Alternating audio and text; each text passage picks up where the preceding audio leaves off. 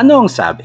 Since the rise of EVs is quite significant during these times, it is only right that we feature vehicles that offer the best value on this segment. And one of those vehicles is this one. This is the VinFast VF5. Let's go.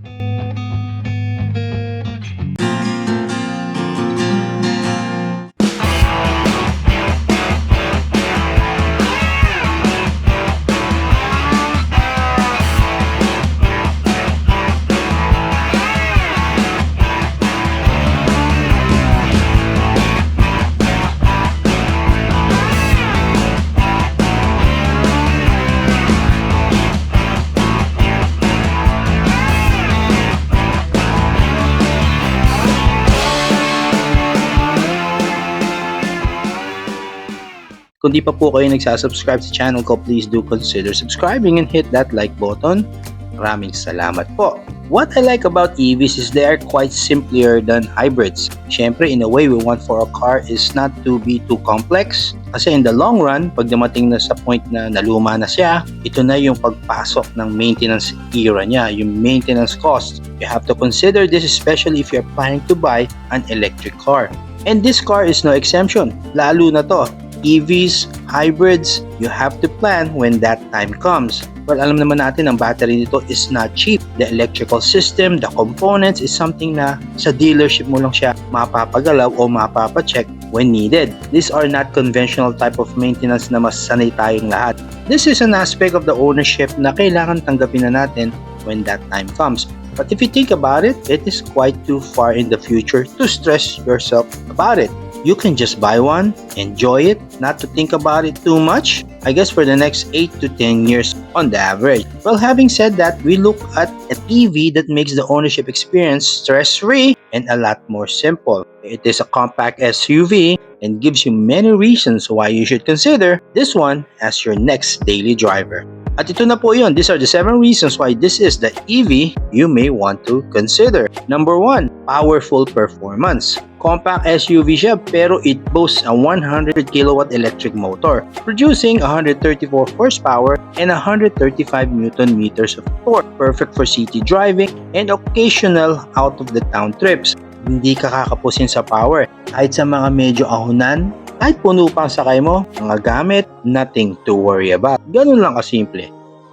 Number 2, impressive range. With a full charge, it can travel up to 326 kilometers, making it ideal for daily commutes, weekend getaways. Personally, for me, I think it is more than enough, lalo na kung mostly city driving ang ginagawa mo, yan ang routine mo araw-araw, work to home, and some errands. Baka nga, once a week mo lang siya kailangan i-full charge. But as recommended, the moment it hits 20% yung battery charge niya, you have to charge it. Huwag mo nang pababain doon to at least 80% para yung efficiency ng battery ay mapanatili mo in the long run. Simple lang na concept yan kahit sa mga cellphone natin. The moment na alam natin nasa 20% na lang ang charge niya, matik yan, i-charge na natin. Ganun lang din dito sa mga EVs.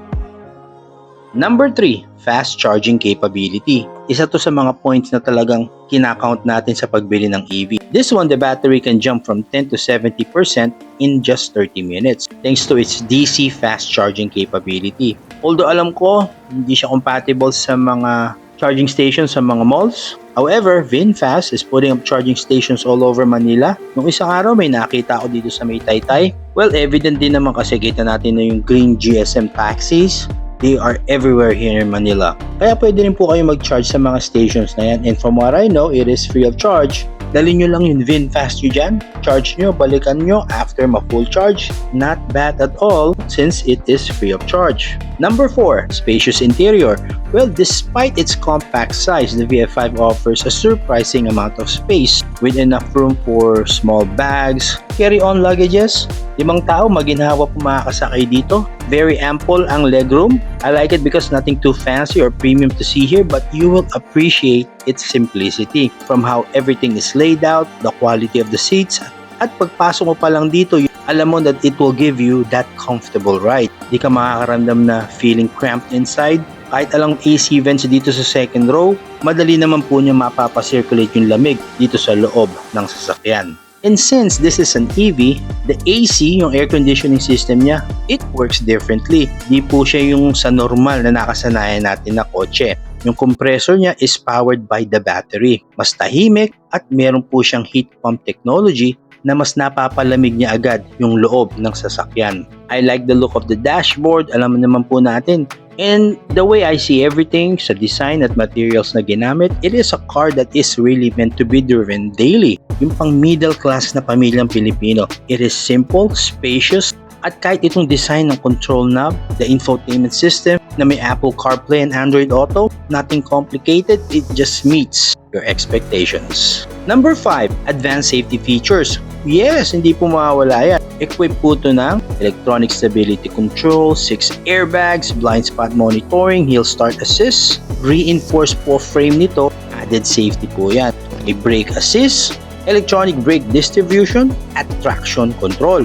Meron po siyang rear parking sensors, rear camera, hill start assist control, may central locking, seat belt warning, child safety locks, at ISOFIX child seat mounts. Kaya hindi po kayo kukulangin sa mga safety features na inaalok niya. Number 6, battery subscription option. Well, this is what I like about VinFast. They offer a battery subscription option. That plan, it allows you to lease the battery instead of buying it included with the vehicle. So, less stress sa pag-iisip ng battery. So, right away, upfront cost niya, malaki pong naibabawas. And say for example, dito po sa VF5, mula sa pricing na 1,191,000 with the battery included, once na nag-purchase po kayo ng subscription setup nila na yan o option, the price drops to 992,000 pesos.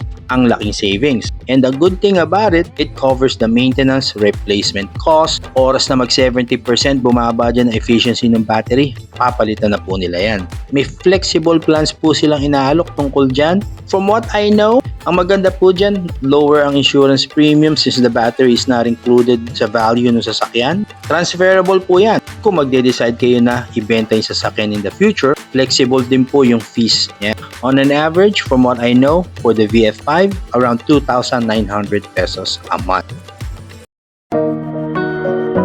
Number 7, well, talaga namang affordable ang pricing. Nabanggit ko na nga po kanina yung kanyang pricing with the battery subscription or not. Andyan po yung mga options na yan. Kaya talagang for an EV that looks this good, that is a compact SUV, panalo ka na talaga. Kaya kung interesado po kayo, pasyal na po kayo dito po sa VinFast, sa dealership nila dito sa Along Ortigas Avenue Extension, Cainta, Rizal.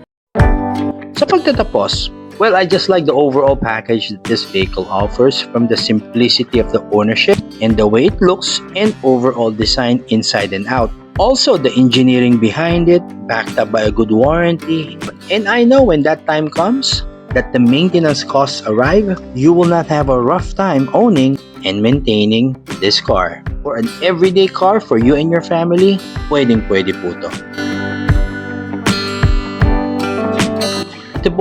Ito po ang VinFast VF5. If you found some value in this video, please do consider subscribing and hit that like button. Maraming salamat po. Drive safe everyone, and I'll see you on the next one.